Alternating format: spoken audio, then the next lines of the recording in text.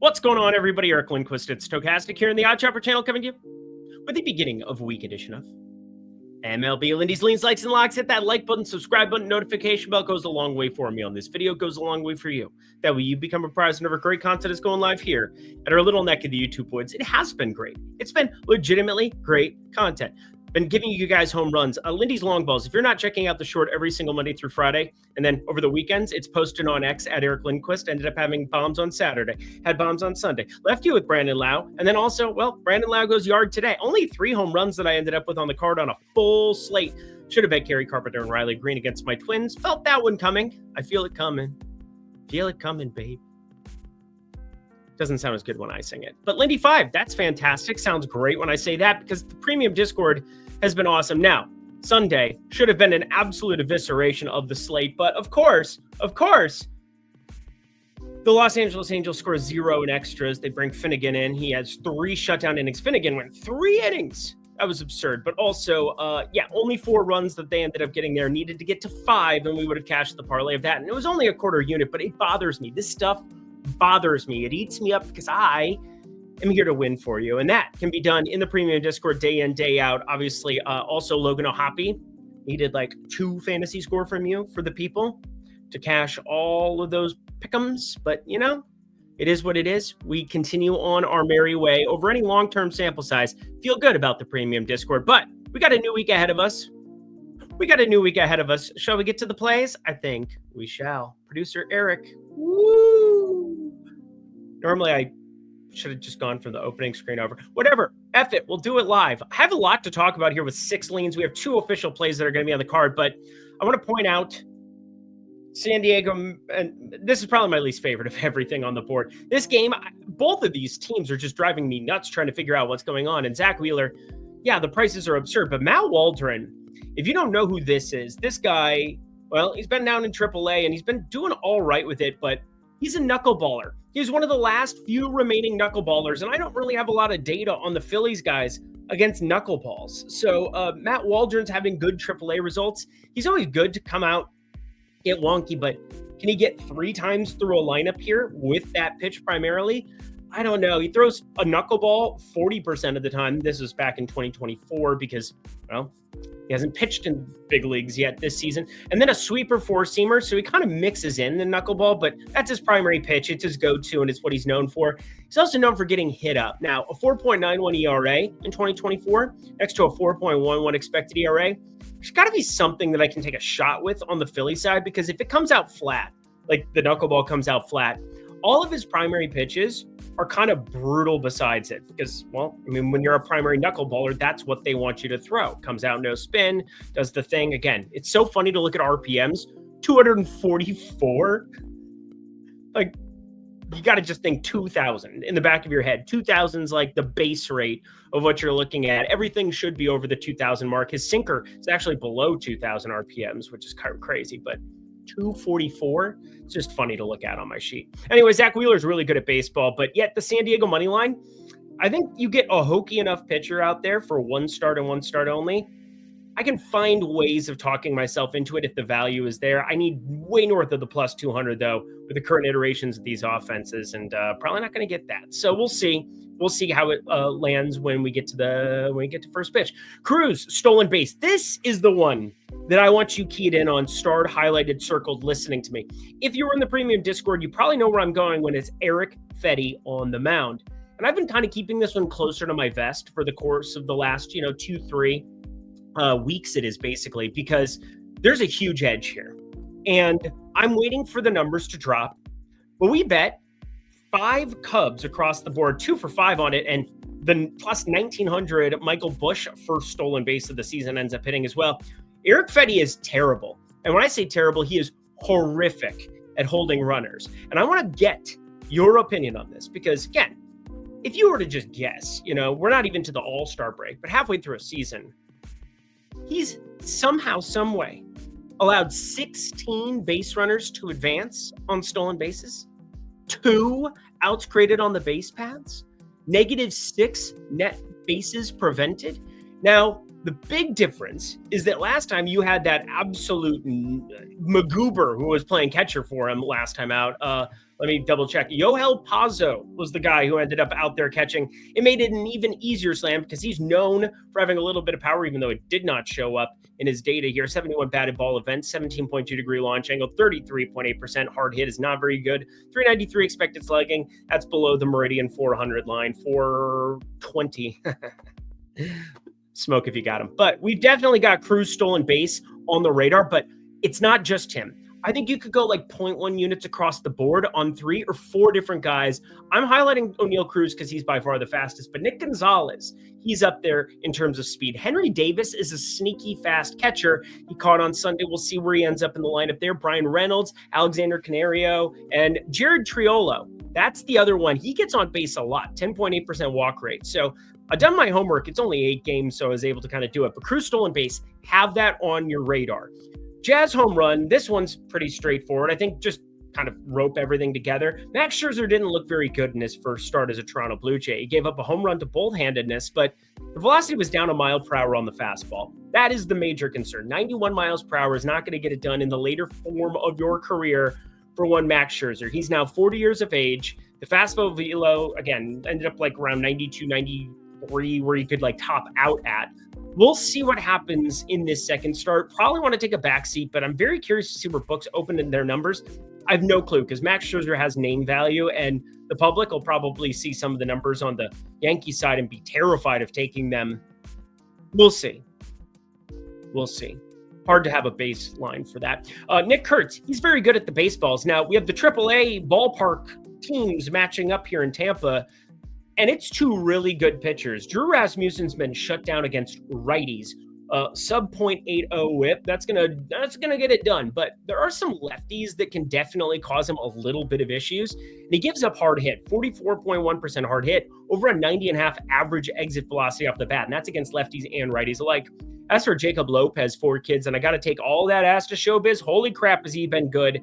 Brandon Lowe, you did your job. You got us a home run Friday. You got us a home run Sunday. Jonathan Randa got us a home run Saturday. That made me happy. And it was the only one of those 3 days in Baltimore that I bet him. There's one reason why I'm going to keep that one to myself too. But Nick Kurtz, friends, Nick Kurtz is young, talented, handsome, getting things done. I don't know about the last one, actually. He's just got the frizzy hair and doing whatever. But Nick Kurtz, he's definitely the most interesting guy because Drew Rasmussen giving up that hard contact. But Jacob Lopez, man, shout out him, 208 expected batting average. We are not going to pick on him with some of these lefties on the Tampa side, even though I really want to. Really want to zig a zig to Baltimore and Texas. And hey, Corey Seager, he has a pulse. It's so nice to hear our hero, one of the guys on this program who made it what it is. But I really want to be staying away for now. Over 8.5 is going to be a lean. Again, I want to talk in depth about these spots because I only have the 2 plays. And I think these leans, talking through them, they're even more. Oh, Kerry Carpenter just hurt his hamstring. That sucked. I mean, I'm a Twins fan, and obviously I just want to see good baseball players stay healthy. Oh, baseball. You can be frustrating from time to time. Again, he hit a homer already for the people. He was at the top of my model and everybody else's model, and I didn't bet him. But people in the Discord, again, they ask me for the leans. I tell them, there you are. Even you, Connor 19. Again, if you didn't have my favorite number attached to the back half of your name, nah, he's good people. I'm just giving them shit. Over 8.5 here, friends. Texas Rangers. I can't do it in Arlington. I really can't. They had the most ridiculous backdoor over with that Seattle Mariners wonkiness. Now Seattle goes back up north, way up north. We'll talk about them to round out the program. Obviously, they're right there. I made the graphic. Shout out me. I made graphics now. Who knew? Not you, not me. Oh, I'll shut up now. Baltimore. An interesting southpaw contingent here where you've got Trevor Rogers versus Patrick Corbin. And Trevor Rogers has been doing some interesting things. First off, he's been successful. So shout out him for that. 1.62 ERA, 2.68 expected ERA. Really good. But I don't know if this changeup sinker is going to continue to perform at this level. He has no fastball velocity. Even though the fastball technically has the highest run value of everything, it comes in with a very flat arm angle, 24 degrees, and then he just finds ways of being successful. But the 53.2% hard hit, that is really concerning. Like, we're talking a lot of the time we're giving up that 90 plus, 95 plus. I mean, good Lord, 91 miles per hour average exit velocity, 14.5 degree launch angle. These are just things I would want to be picking on, but the expected numbers are still really good. 230 expected batting average, 327 expected slugging. Like, these are awesome staples. And Patrick Corbin, he continues to defy everything we know about age, time, and the space continuum. 333 xWOBA is not good. 441 expected slugging isn't good. Sub 19% K rate isn't good, but his performances have been. In fact, we catched it under that he was a part of the other day. So cool. 4.27 expected ERA, sitting there, living the high life. So again, negative regression I'm expecting for him here, but both of those guys have performed well enough where I think it's a pretty thin ad on this card, especially in that ballpark. So over 8.5, I'm staying away. But this, again, so Crew stolen base, Pirates stolen bases against Eric Fetty. That is the star of this entire session here. Nick Kurtz is very interesting, as are some of the other lefties against Rasmussen. But Kansas City and Seattle, we are getting both of them traveling up to Seattle overnight here. And I'm not saying that that's a big deal because I really don't care about the travel implications, or some people like to bet against who played on Sunday Night Baseball. Guess what? Twins and Tigers are not on this slate, so can't really take that narrative and run with it. But we got Michael Waka Waka and George Kirby. Guess what? Starting pitchers are already there. They go through their routines. I do not have any worries about them. I do have some worries about what I've seen from the offenses here of late. Seattle, they had to have wind blowing out like crazy in Wrigley, and Cal Raleigh goes ballistic against them and then against my Twins. And we basically wrung everything we could out of that towel. All the water dripping down. Feeling my plums. Juice run down. It's creepy when I say it like that. Will Ferrell does it better, but under 7.5 because of how good George Kirby is at pinpoint accuracy and takes on an entire lineup of righties. I think we can expect better numbers than 450 expected slugging, 43% hard hit. He had some tough weather draws. And then Michael Waka, 32.4% hard hit. Really good stuff. The fly ball contact should be much better. He's got to avoid the Cal Raleigh trap and Luke Raley, who's now back hitting the ball really hard, 463 expected slugging. But this is not a good home ballpark, and I'm expecting everything to be unbettable unless you're just taking straight unders on those hitter props, which, again, we've been mixing it a lot here lately. It's been really, really good times in the premium Discord, but under 7.5, I'm very interested in that one, but haven't bet it yet, so it goes in the lean category. This does not go in the lean category. Come rock with me in the premium Discord, and it's not just myself. No. Eitan Shander cashed some beautiful tickets for us on Sunday as well. My buddy Greg Ehrenberg does all of the futures. I mean, I could show you guys. We got, Eitan Shander. A little creepy, but, he gets it done. He's just very excited about betting. And Greg, I mean, he's one of the sharpest people in the industry. If you know, you know. Greg Ehrenberg, available in Lindy and Friends. Ask him questions. He will give you answers about anything that has to do with the future. I don't know. He's made, look, what, 30K off Corbin Burns. He's found value constantly in Cy Young markets. And with the goaltenders, Hellebuck, he ends up just continually making me money in the futures market. So happy to have him there. But you get all of us together for $5 for a week. So ask questions, get answers, and get every single play that I put down in the pick'em streets and the sports betting streets every single Sunday through Saturday. And that would be 7 days of the week. And I'm in there a lot. I'm in there all the time. You ask me questions, I'll give you answers. Let's get to the pick, shall we? Woo! We had a lot to get to in the lean department today, but holla at your boys. Cincinnati taking on Boston, and I expect good hitting weather again. It was 85 degrees, wind blowing out slightly to right field there in Fenway, but guess what?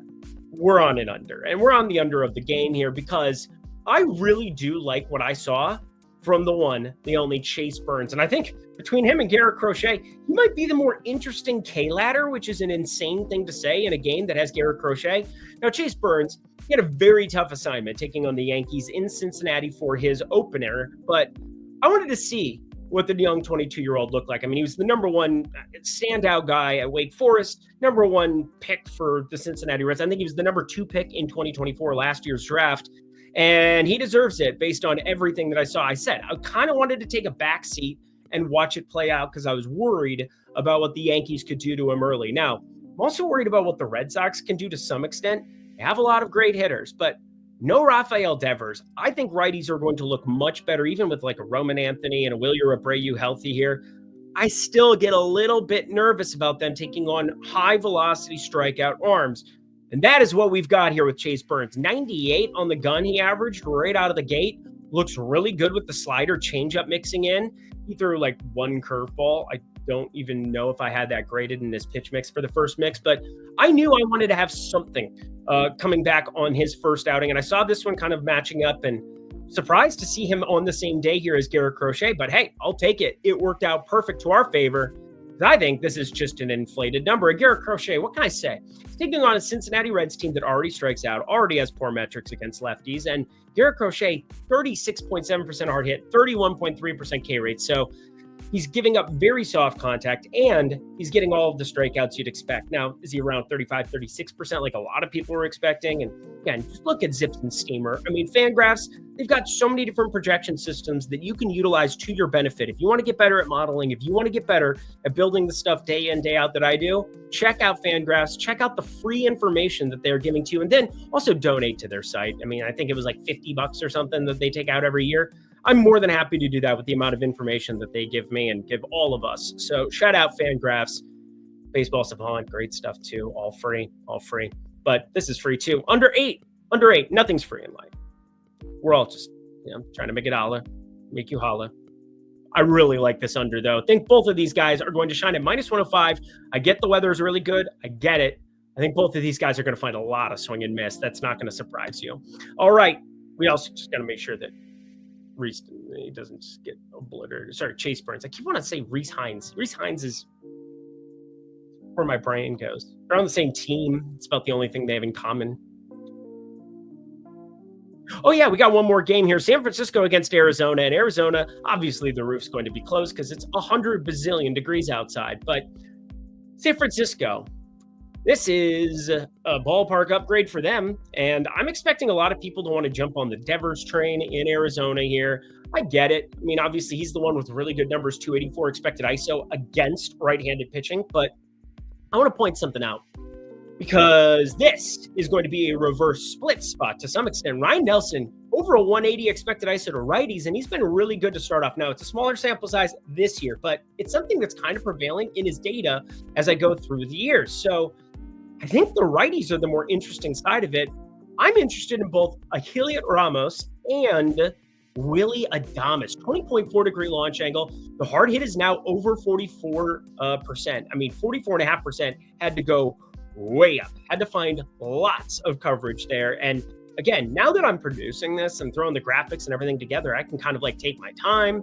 I get to like do it while I'm in motion for it. And I'm going to throw a lot of stuff at you down here, but I think the San Francisco money line is probably my favorite part of the equation, and it's the one that I've bet so far. The other two, the home runs, I'm just throwing in the lean department, but I will absolutely have at least one of them on the card based on where these opening numbers are, and I expect Adames to be the one more than likely that ends up there. So keep that in mind, but also keep in mind that Logan Webb is the guy on the other side, and Logan Webb induces crazy ground ball contact. This is a cavernous ballpark similar to what he deals with in San Francisco, which is obviously the best in terms of preventing run creation, but there's a lot of real estate to cover for the outfielders. I still think Logan Webb is primed to look great here. You've got Ketel Marte, who's been hitting, but outside of that for Arizona, not a big hot streaks, cold streaks guy, but not liking a lot of what I've seen from the plate at Arizona. And no Corbin Carroll is obviously the reason for it. So San Francisco money line, we like. Ramos, Adames home run? Question mark. I'll figure out how to do the lean. ChatGPT can't figure it out. Lean, half lean emoji, the shrug emoji, and half like whatever. We're just gonna have it like this for now. San Francisco money line, like Ramos, Adames home run. One of them at least will end up on the card for tomorrow against Ryan Nelson. Let's get that out of here. Oh yeah, Lindy Discord, yada yada yada. Lindy 5, yada yada yada. Would love to see you there. Oh yeah, there we go. And that does it for another edition of MLB Lindy's Leans, Likes, and Locks. Head to the comment section below. Let me know your favorite plays. If you're in the Discord, hey, we cashed some really nice Onyx odds parlays, 3 and 2 on them over the last 5 days, the 100% boost. That feels good. Also been cashing a lot of goodness across the board when it comes to home runs for free on Lindy's Long Balls. Check out that short. This entire week, it's going to be good times, and Portfolio EV been crushing in the home run department as well. Check them out over at oddchopper.com. And yeah, that does it for me today. Until next time, friends, I'm Eric Lindquist. Best of luck in the MLB streets on Monday. Holla!